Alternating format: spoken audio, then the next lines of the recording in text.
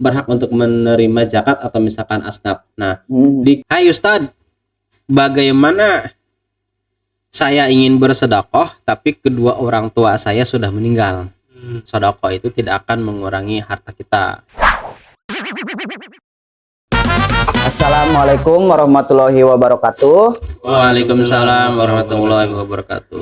Oke, kembali lagi bersama kita di Sesaka Sesi santai kita. Oke, gua di sini yang pasti gak sendirian. Gua bakal ngobrol-ngobrol sama partner gua, ada Bang Fauji. Ya, dan nanti kita akan membahas tentang lembaga filantropi ya. Ya, tepatnya sih lembaga amil zakat ya. Ya, karena ini menarik untuk dibahas karena belum lama ini ada yang cukup kontroversi ya. Ya kan? Yang viral lah.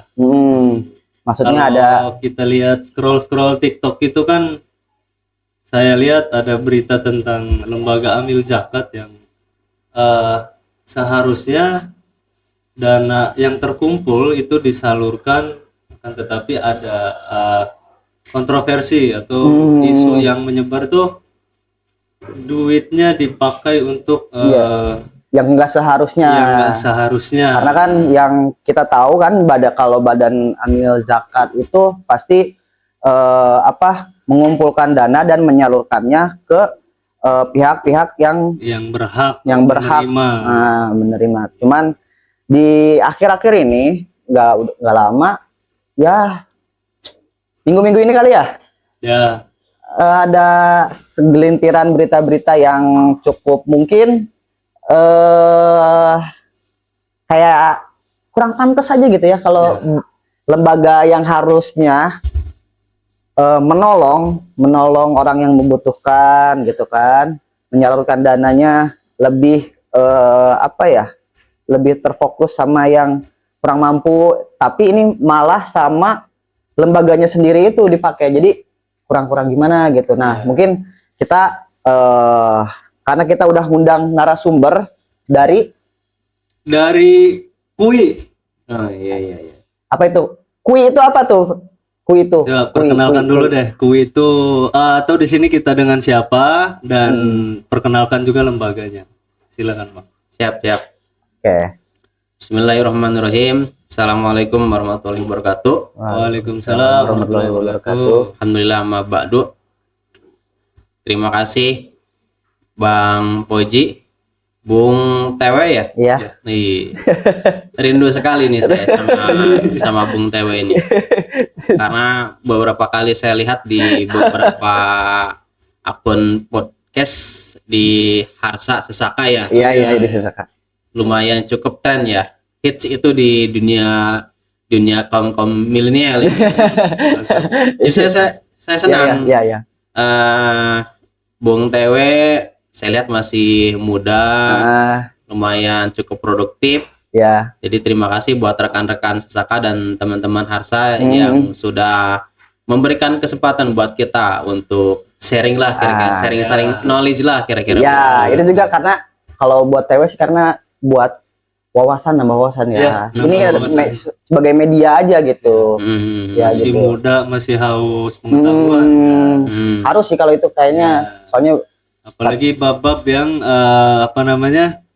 menyentuh ke zakat, infak dan sodako ini kan yang bersentuhan sama lebih ke sifatnya sosial gitu kan. Contoh nih kita secara pribadi atau keluarga, kalau Idul Fitri itu kan kita mengeluarkan zakat tuh. Nah, iya. Fitrah itu harus ke mana? Ini kadang-kadang ada bingung gitu kan. Kalau misalkan ke masjid kita nggak terlalu tahu apa gimana gitu kan. Kalau misalkan lagi di daerah mana gitu kan, kita nggak tahu menyalurkannya itu zakatnya kemana gitu kan. Kalau ada lembaga yang menerima kan kita juga nggak bingung jadinya. Iya, lebih gitu.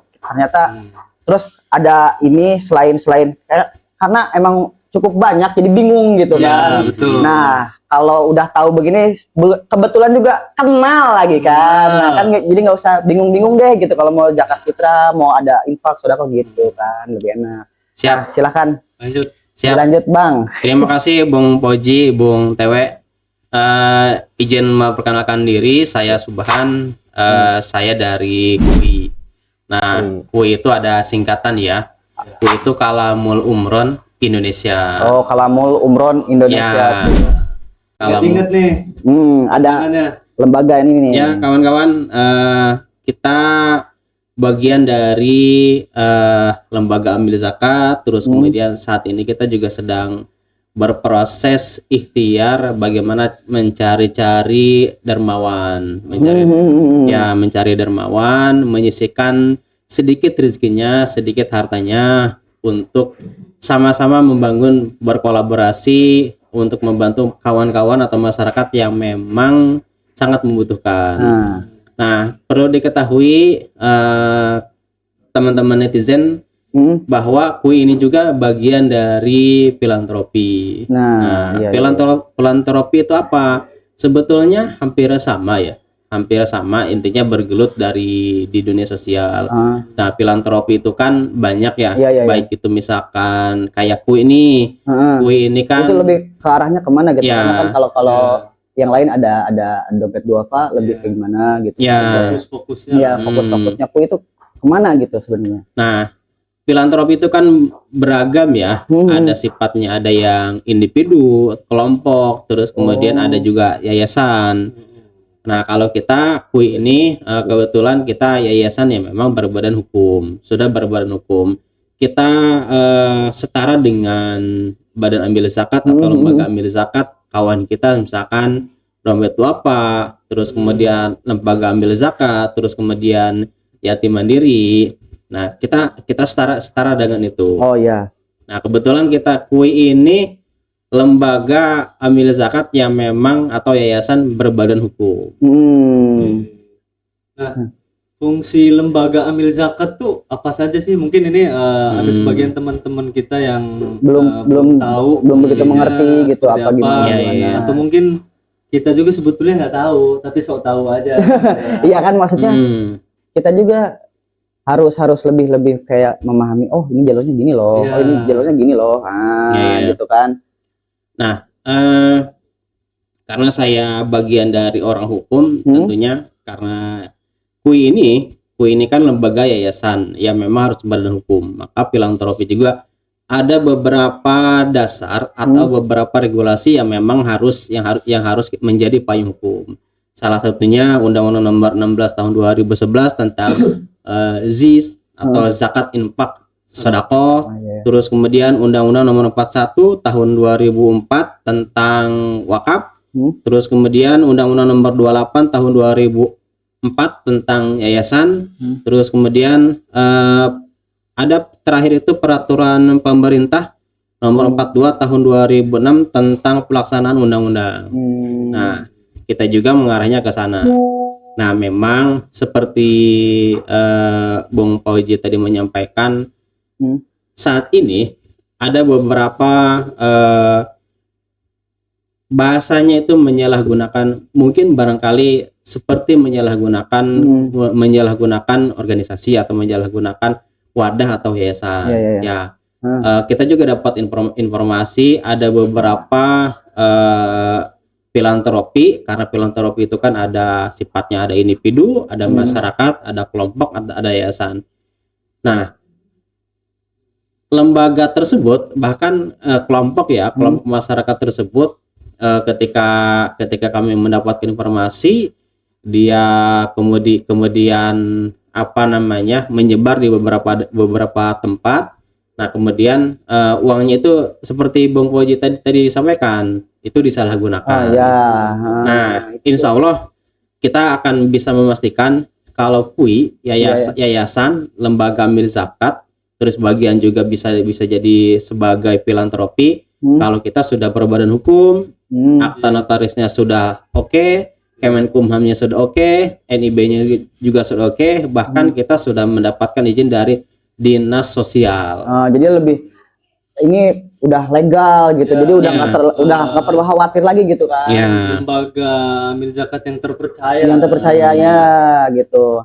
Tapi yang pengen saya tahu sih, ini KUI ini udah berapa lama gitu berdirinya itu? Oke. Terima kasih Bung Tewe. Sejarah latar belakang berdirinya organisasi KUI ini sebetulnya diinisiasi oleh beberapa tokoh atau pendiri Yayasan Penabulu Foundation. Iya. Nah, tokoh dan beberapa pendiri inisiator dari Penabulu itu kan mempunyai inisiasi gagasan agar ada yang namanya disebutlah misalkan lembaga sosial atau yayasan yang memang konsen di lembaga amil zakat. Jadi bagi-bagi gitu. Branding kita KUI ini konsennya itu di lembaga amil zakat, Bung Tewe, Bung Puji. Iya. Nah, di inisiasi itu dari tahun 2022 itu dari mulai setel struktur organisasi, terus kemudian dari mulai bagaimana datanya itu apakah eligible atau enggak, apakah terdaftar di Kemenkumham atau tidak, akta notaris dan sebagainya. Nah, tahun 2022 itu sudah mulai settle, datanya sudah eligible, sudah terdaftar di Kemenkumham. Dan track recordmu pun Bung Tewe sama Bung Boji bisa lihat, silakan. Nah, karena kita sifatnya itu akuntabilitas dan terus kemudian terbuka ke publik. Karena uang berapapun yang kita hasil dari dermawan, kita akan kita sampaikan melalui website KUI. Jadi lebih transparansi ya. Transparansinya jadi juga. yang diterima oleh KUI dipublikasi lewat website. Itu kalau mau mengunjungi websitenya kira-kira apa teman-teman? Kalau websitenya apa tuh? Silakan di www.kalamulumrohindonesia.org. Itu teman-teman silakan dicatat, didengar, dan dikunjungi ya.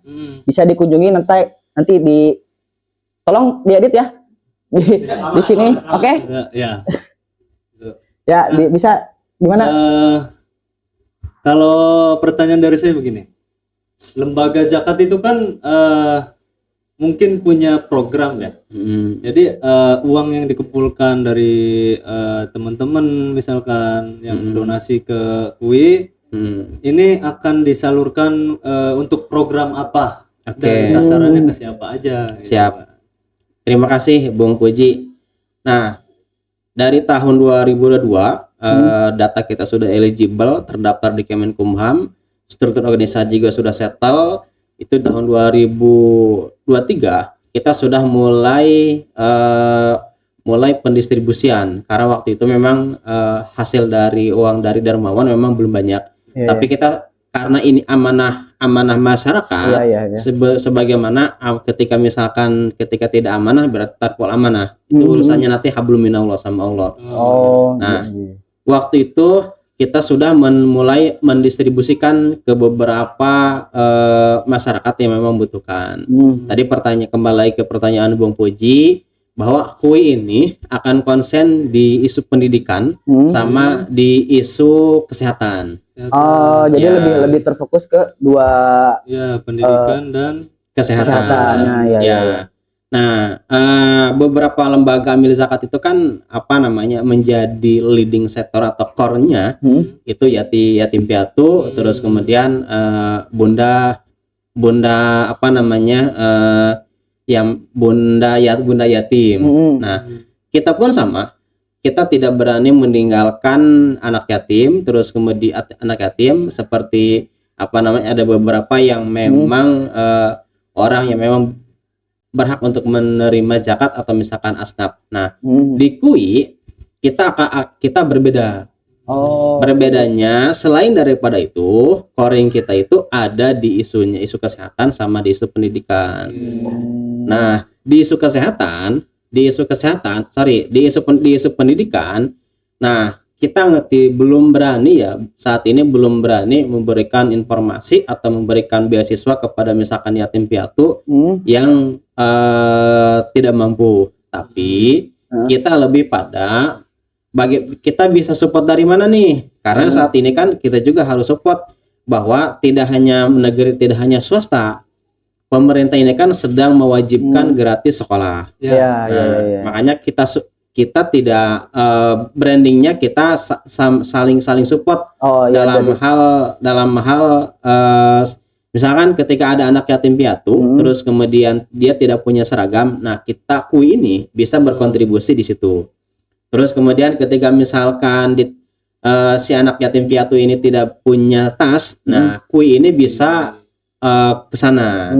Jadi kita lebih ininya ke peralatan sekolah. Nah itu di isu pendidikan.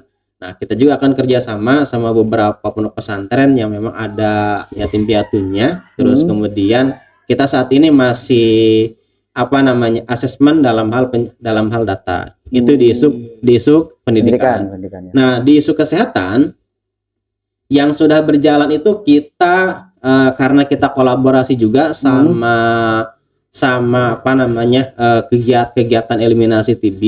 Nah kita kolaborasi karena sebagaimana yang kita ketahui bersama, orang-orang yang memang tertular penyakit, apalagi dia punya penyakit TB resisten obat, nah itu kadang-kadang kebanyakan itu masyarakat menengah ke bawah. Oh jadi mungkin alurnya gini ya, selain KUI ini selain membantu dari program pemerintah tentang pendidikan gratis, ya KUI juga membantu program eliminasi TBC. Dari sisi kemanusiaannya ya, mungkin membantu bener kata Bang Suban tadi, kawan-kawan kita yang terjangkit TB, apalagi TBRO itu kebanyakan menengah ke bawah. Jadi KUI hadir nih. Mungkin KUI hadir mendukung bagaimana caranya, mungkin kebutuhan nutrisi lah ya. Karena orang yang sakit itu juga butuh nutrisi agar pemulihan tubuhnya lebih cepat. Jadi KUI hadir membantu walaupun nggak banyak itu bisa nutrisi si pasiennya terbantu ya. Gitu. Nah jadi begitu Nah itu core-nya yang menjadi leading sektornya KUI. Tidak hanya itu, Bung Tewe sama Bung Puji. Nah KUI ini sebagaimana menurut data BPS, bahkan data dari Dinas Kesehatan Kabupaten Lebak sama Kabupaten Pandeglang, ada di dua kabupaten tersebut kan angka stuntingnya itu kan masih tinggi ya, stunting, gizi buruk. Ternyata hasil risetnya itu kenapa angka stunting dan gizi buruknya tinggi? Karena prosesnya itu dalam hal kalau di program integrasi layanan primer itu di layanan posyandu itu di siklus hidup ada namanya siklus hidup. Nah siklus hidup itu dari mulai si ibu hamil. Nah jadi hasil risetnya itu bahwa dalam kondisi ibu hamil, si ibu hamil itu ada masyarakat yang memang menengah ke bawah. Nah masyarakat yang menengah ke bawah ini mayoritas gitu ya. nutrisinya itu suplai asupan makanan bergizinya itu kurang. Jadi itu yang mempengaruhi salah satunya salah satu kenapa stunting atau gizi buruk di dua kabupaten tersebut itu ada banyak, salah satunya itu. Jadi prosesnya itu saat ibu hamil kan butuh nutrisi banyak tuh, dari mulai telur, susu dan buah-buahan, makanan dan sebagainya.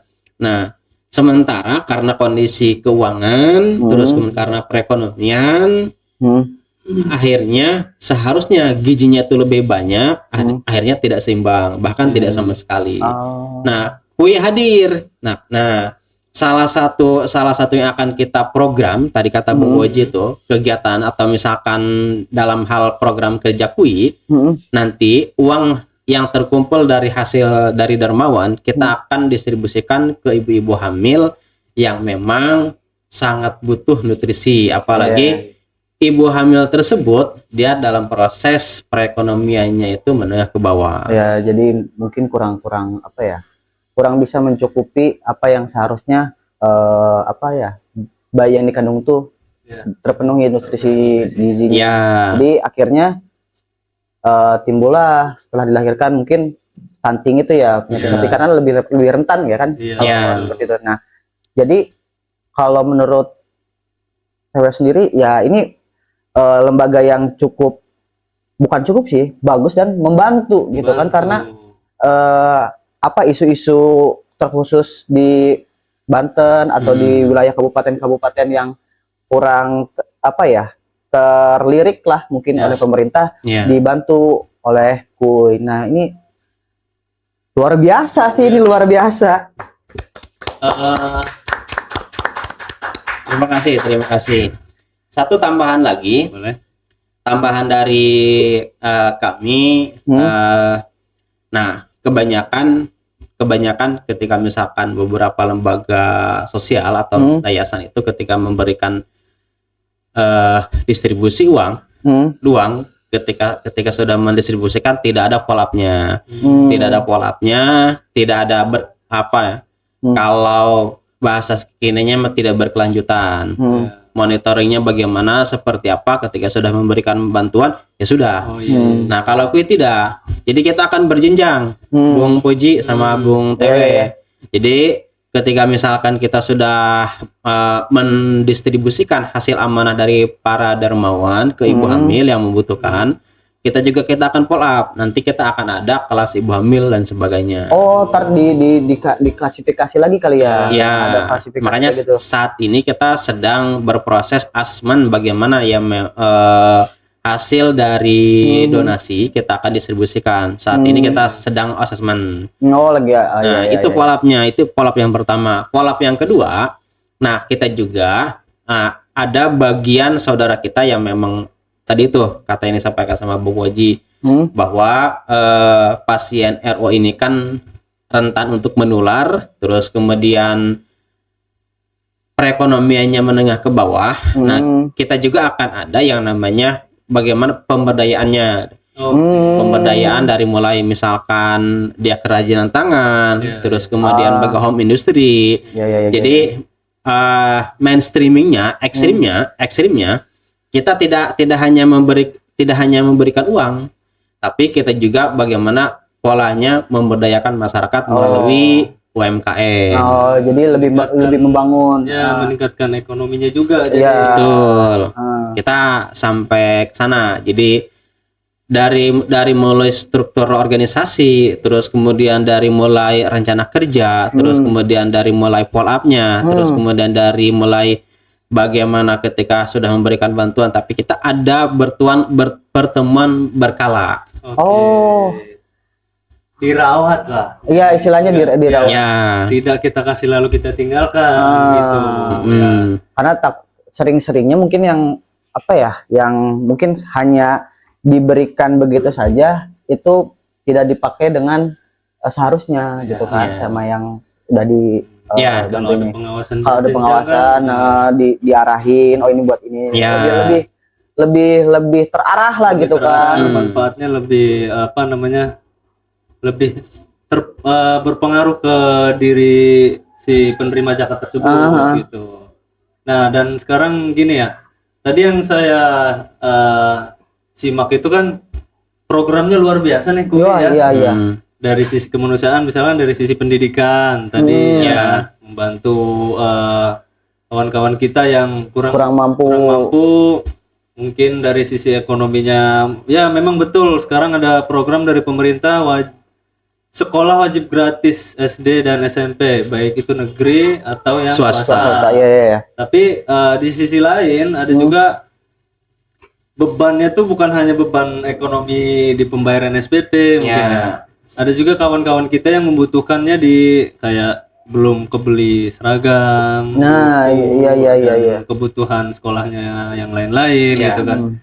Terus tadi ada juga dari sisi kesehatannya, khususnya di isu TB, TBRO, KUI juga hadir membantu memberikan nutrisi gitu kan, menyalurkan dana-dana dari dermawan. Yes. Terus Sama ada pendampingan juga ya. Ya. Pendampingan juga, terus tadi juga di Pandeglang dan Lebak ada apa namanya, membantu yang Isu stunting. isu-isu stunting dari ibu hamil sampai anaknya melahirkan.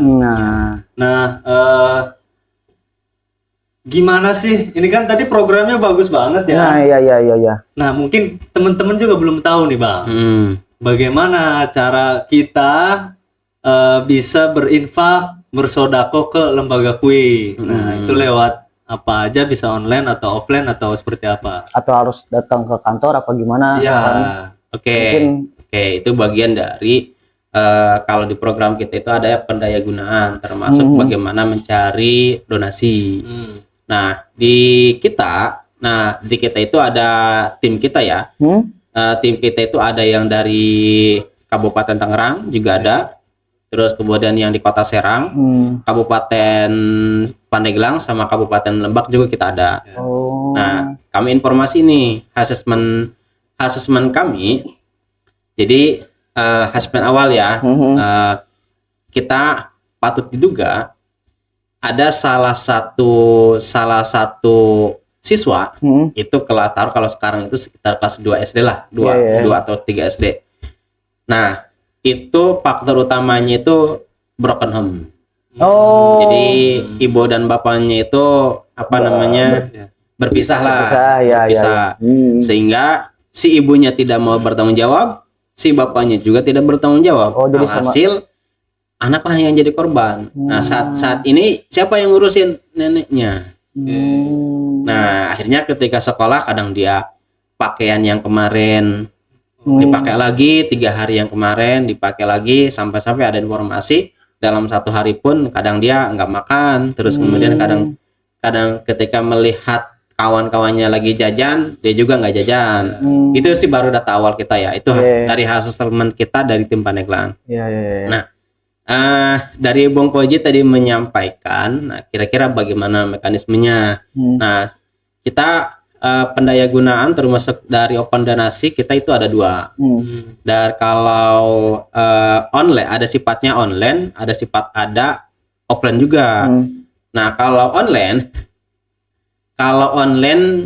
kita ambil beberapa dokumenter yang memang bisa menginspirasi ya.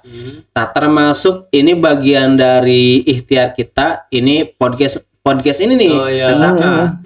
Jadi saya cukup apresiasi nih buat teman-teman Sesaka dan tim Harsa. Tepuk tangan dong. Luar biasa. Media modern.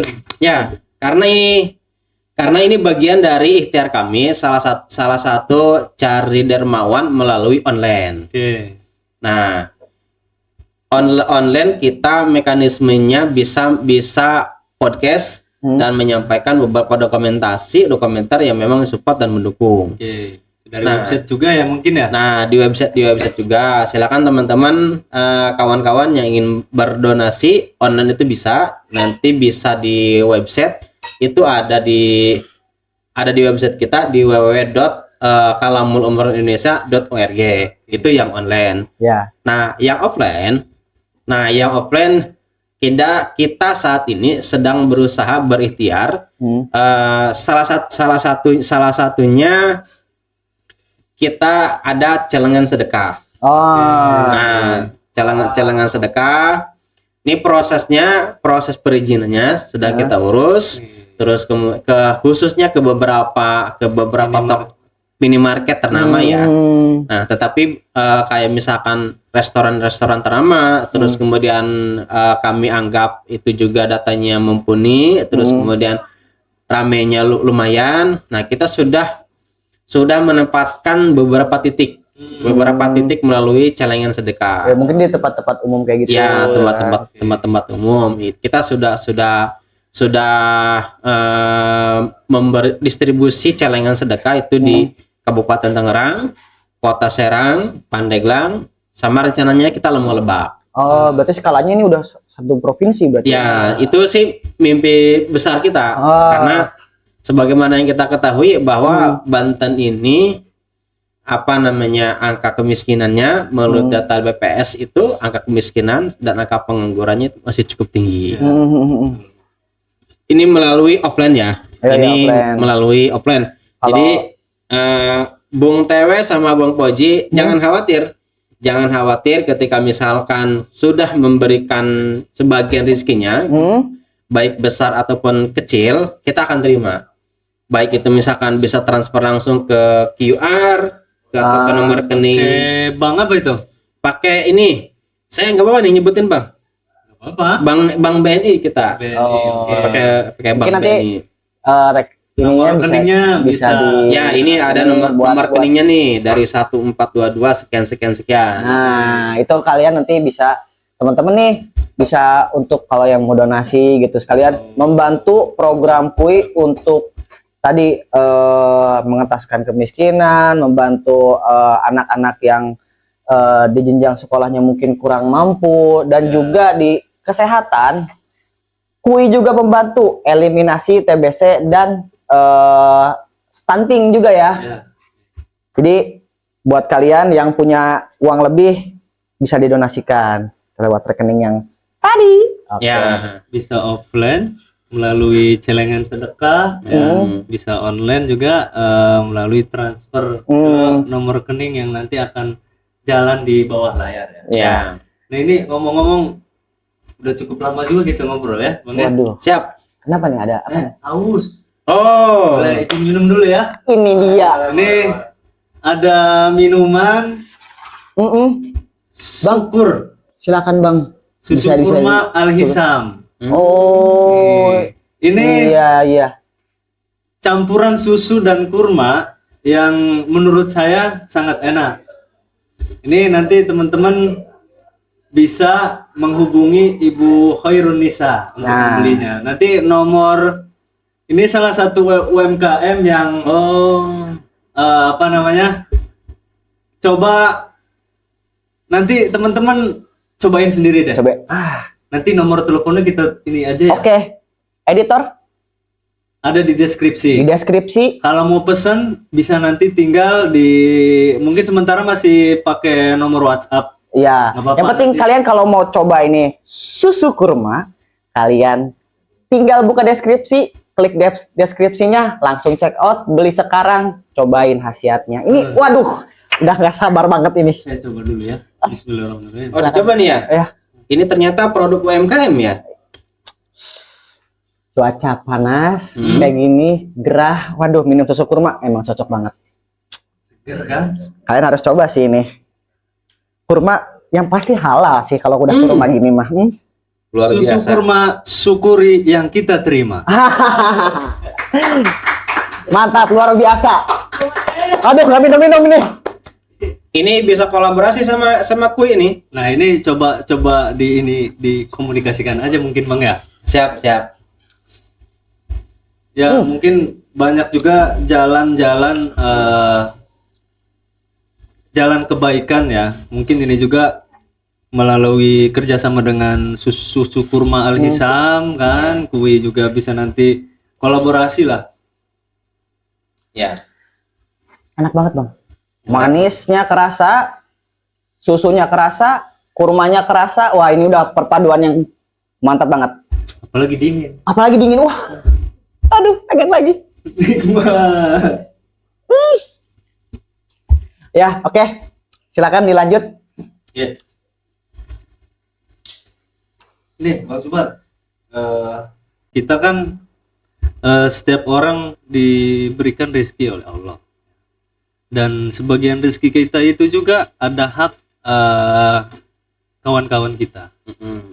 Nah, dari pesan dari Bang Subhan selaku di lembaga KUI untuk teman-teman yang mungkin memiliki rezeki untuk bersedekah atau motivasi lah agar kita nih semua tergugah. Iya. Jangan juga harta yang kita punya nih kita simpen aja tanpa kita keluarkan hak untuk orang lain dan kewajiban kita juga selaku pemilik rezeki. Terima kasih Bung Koji, Bung Tewe. Nah, saya sepakat apa yang disampaikan Bung Koji sama Bung TW. Jadi ya sebelumnya kami dari tim KUI mengucapkan banyak-banyak terima kasih buat seluruh dermawan yang sudah menyisihkan rezekinya, sudah sumbangsinya, kontribusinya. Mudah-mudahan para dermawan selalu diberikan kesehatan, Amin. terus kemudian rezekinya juga bertambah, Amin. keluarganya juga sehat, dan mudah-mudahan diangkat derajatnya. Amin. Nah, mengingat apa yang disampaikan, yang ditanyakan sama Bung Poji sama Bung TW, betul, sedekah itu tidak akan mengurangi harta kita, tidak akan memiskinkan kita. Nah, itu sudah memang ada salah satu sahabat Nabi yang bertanya, wahai Nabi, bahkan saat itu lagi ada kalau pada zaman sahabat Nabi agak terlalu jauh ya. Ini cerita real ya, cerita real. Jadi ada satu forum, ada seorang forum pengajian. Hai Ustadz, bagaimana saya ingin bersedekah tapi kedua orang tua saya sudah meninggal. Nah, bagaimana mekanismenya? Terus apakah ketika misalkan saya bersedekah, apakah itu akan pahalanya akan sampai enggak ke orang tua saya yang sudah meninggal? Nah, memang itu sesuai hadis Nabi ya, yang artinya itu jika seseorang meninggal dunia maka akan terputuslah semuanya. Jadi hanya ada 3 perkara yang memang bisa berjenjang atau berkelanjutan. Yang pertama itu dari sedekah, terus kemudian ilmu yang bermanfaat, terus kemudian anak yang soleh dan mendoakan. Itu yang pertama itu kan kenapa di hadis tersebut itu sedekah itu yang pertama. Ya, karena ada salah satu kaidah kalau tidak salah itu as-sadaqatu tarfa'ul bara. Jadi sedekah itu bisa mencegah kemusibahan atau balai. Nah, mengingat tentang sedekah, betul apa yang disampaikan sama Bung Poji sama Bung TW. Sedekah itu akan membuka pintu rizki, terus kemudian tidak akan memiskinkan kita, terus kemudian bahkan ada yang lebih ekstrim. Sedekah itu tidak hanya zakat ya, jadi sedekah itu membersihkan harta kita dan membersihkan jiwa. Jadi tidak hanya zakat. Kalau zakat sudah oke ya, sudah istilahnya memang sudah zakat itu yang zakat harta kita yang 2,5% itu membersihkan jiwa. Nah, ternyata sedekah juga sama. Sedekah ini tidak hanya membuka pintu rezeki, tidak hanya mencegah kemusibahan, ternyata zakat sedekah itu juga dia bisa membersihkan jiwa kita. Iya, bagaimana tidak membersihkan jiwa, terus karena nilai sedekah itu tidak ternilai dan tidak terhingga. Nih, contoh konkretnya, ada salah satu warga masyarakat di salah satu desa, dia belum makan 3 hari 3 malam, terus kemudian datang seorang dermawan memberikan, padahal tidak banyak, tidak hanya beras, terus kemudian makanan, minuman, gula dan sebagainya. Itu pasti didoakan gitu. Pasti didoakan. Bahkan yang mendoakannya itu tidak hanya orang miskin, bahkan yatim piatu. Ya. Sebagaimana yang diketahui bersama bahwa yatim piatu ini kan salah satu anak yatim piatu yang memang kesayangan Nabi Muhammad. Ya, doanya mustajab.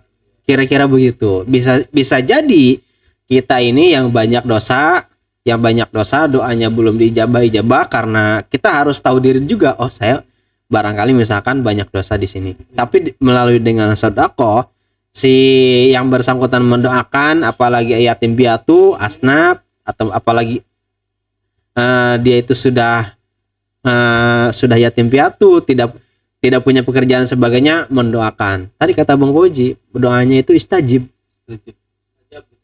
Ya. Ya. Barangkali kita tidak dijabah kalau yatim piatu yang mendoakan, insya Allah. Mohon maaf izin juga menambahkan ya. Saya juga pernah dengar dari salah satu ulama yang mengatakan begini. Orang yang meninggal juga mereka ingin hidup kembali. Dan ingin apa? Ingin bersedekah. Orang yang udah di dalam kubur pengen hidup lagi. Hanya ingin bersedekah ya.